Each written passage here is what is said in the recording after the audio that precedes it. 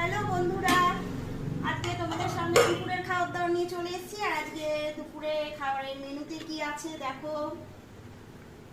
গরম গরম ভাত, আর রয়েছে ডিম সেদ্ধ, দুটো থালা, একটা আমার আর একটা মেয়ে। আর আর করেছি হচ্ছে রুই মাছের ঝোল আলু পটল দিয়ে আর বড়ি দিয়ে। এই যে মার সামনে দেখা, এই যে দেখো রুই মাছের ঝোল আলু পটল আর বড়ি দিয়ে করেছি। আর এখানে করেছি দেখো, এই যে এটা তো চলছে আমার ডেলি, শিঙ্গি মাছের ঝোল।